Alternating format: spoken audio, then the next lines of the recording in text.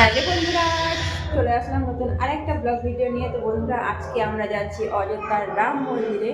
তো চলো, যেটুকু পারি তোমাদের সঙ্গে শেয়ার করবো। চলো তোমরা দেখতে থাকো। তো দেখো, আমি রেডি হয়ে গেছি এই কালো ব্লাউজটার সঙ্গে এই শাড়িটা পরেছি।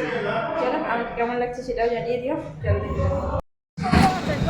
তো বন্ধুরা দেখো, আমরা এখন রাস্তায় আছি দাঁড়িয়ে, টোটোর জন্য অপেক্ষা করছি রাম মন্দিরে যাওয়ার জন্য। আর এখানে সত্যি এখানে বাইরের লোক দেখলে যে এত তারা শুধু টাকা চাই টাকা চাই টাকা চাই এরকম একটা অবস্থা। যাই হোক, আমরা কিন্তু রাম মন্দিরে পৌঁছে গেছি। আর দেখো এখানে অনেকগুলো বানর কত সুন্দর করে বসে আছে। সত্যি অযোধ্যায় গিয়ে খুব ভালো লেগেছিল।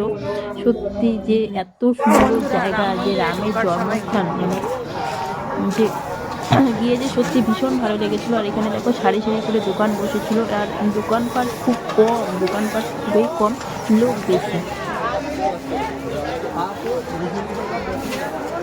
অনেকদিন পর তোমাদের সঙ্গে ভিডিওটা শেয়ার করছি বন্ধুরা। যেহেতু অনেকদিন থেকে শেয়ার করা হয়নি, অনেক ভিডিও করে রেখেছিলাম, মোটামুটি এই ভিডিওটা শেয়ার করা হয়নি। তো ভাবলাম আজকে যে সে ভিডিওটা তোমাদের সঙ্গে শেয়ার করে দিই। তো আমার ভিডিওগুলো তোমাদের কেমন লাগে অবশ্যই কিন্তু জানাবে বন্ধুরা, ঠিক আছে? তো দেখো এখানে কিন্তু পুজো দেওয়ার জন্য তোমার বজরংবলী মন্দিরে পুজো দেওয়ার জন্য আমরা প্রসাদ নিচ্ছি। দেখো লাড্ডুগুলো কিন্তু ভীষণ ভালো খেতে। এগুলো কিন্তু এখানে তোমার দাদা প্রসাদ নিচ্ছে, ছোলা, ভালো করে ঠিক আছে, ছোলা খুব সুন্দর খেতে। দেখো, আর আমার মেয়ে এখানে মিষ্টিগুলো দেখছে, তারপরে ও আবার ওখান থেকে কিনে খেয়েও ছিল, ওকে দিয়েছিলাম।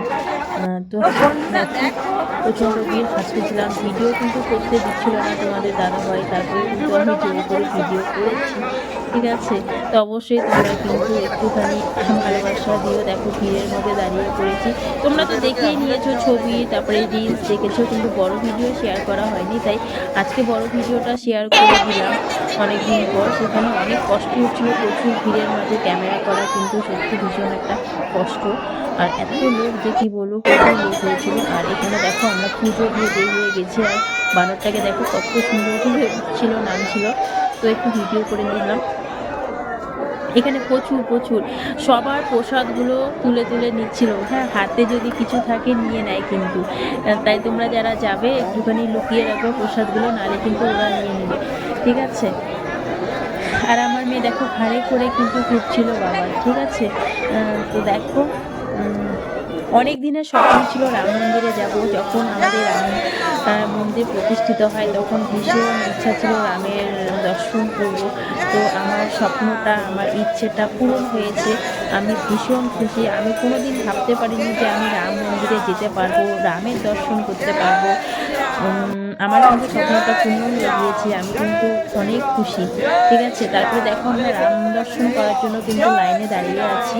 এখানে প্রচুর সবাই ক্যামেরা করছে, কিন্তু ভিতরে কিন্তু ক্যামেরা অ্যালাউ নেই। এটা কিন্তু যাওয়ার রাস্তাটা, এখান থেকে আরও অনেক দূর হাঁটতে হবে ঘুরে ঘুরে।